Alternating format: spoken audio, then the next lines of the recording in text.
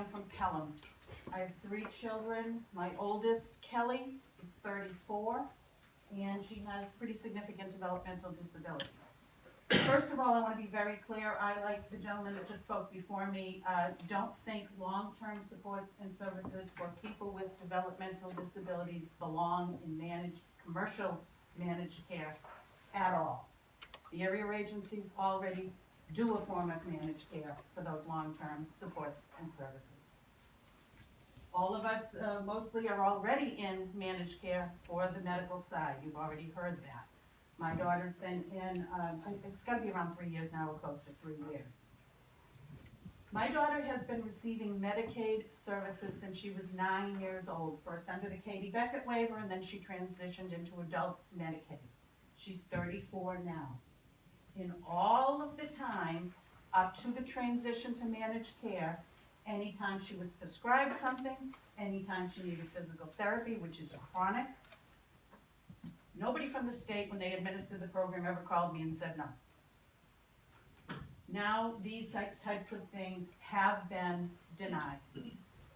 Has she ultimately gotten them? Yes, but it has required intervention from myself and from people that I have made it my business to know within those systems to get things overturned. The point is, every 6 months, when she goes to see her neurologist to get her 2 seizure medications renewed, both of which she's been on for a long time, just last week, one of them was denied because they want you to go to the generic. Her doctors have already written all the prior authorizations of she needs the brand name because. But somehow I don't know if that paperwork gets lost every 6 months, if people forget, I know they're busy, but it seems to me that jumping through the same hoop over and over again seems redundant. Never mind every 6 months. Last year my daughter got pneumonia. She has weak muscle tone, she's very prone, usually gets pneumonia at least once a year. And as she's gotten older, sometimes it takes more than 1 course of antibiotic to get rid of it. In the same episode of pneumonia, medication got denied twice because she's an adult, she needs an adult dose, but she can't swallow a pill, so the doctor prescribes the liquid. Well, in the formularies, the liquid is for pediatric application. So the pharmacist gets a denial saying you're asking for too much for what they say you can have for the liquid. Again, do I get it overturned? Yeah, I gotta call the doctor. Now, I don't know about you, but my doctor's office is, my daughter's doctor's closed for lunch now. Believe it? Most people, the only time they can use the phone at work is on their lunch hour. Fortunately, I work for myself, that's not an issue for me, but I know it's an issue for other parents. The only time they have to argue these things is at a time when they can't get a hold of the people they need to get a hold of. It is a problem. It is a chronic problem. I have asked the managed care companies, can't you just put a sort field in on a member record that says DD or ABD, and if those boxes are checked, kind of bypass the stuff that most of us would have to go through in terms of denial? The best predictor of future behavior is history. If already, I'm about close to about 3 years in on the medical side with my daughter, and if I'm repeatedly running into these things, how do we imagine they're going to behave and embrace the philosophy and the whole point of helping people live good lives, something they've never done before by their own admission? How do we just assume that what's taken this system 3 decades of programs being administered by these area agencies, who I will remind you are governed by volunteer members of the boards who govern those companies, the majority of whom are either people with disabilities or their families. Users of the system have developed what we have that has been very highly praised and that most people will agree works well. How do we anticipate corporate entities who have very different goals? It's not bad. You know, we're a capitalist nation. It's not bad. It's just incompatible with the work that the area agencies have traditionally done, governed by families and individuals, to help people live good lives. That's what's primary. And it's very individual and unique. In terms of all of us, if we develop diabetes, there's a protocol. you know, the doctor says, well, this is what I'm gonna prescribe you. Your insurance company will say, well, these are the first 3 medicines to try, because our data shows us that 95% of the time, one of these will work, and they're the cheapest and most effective for bang for your buck.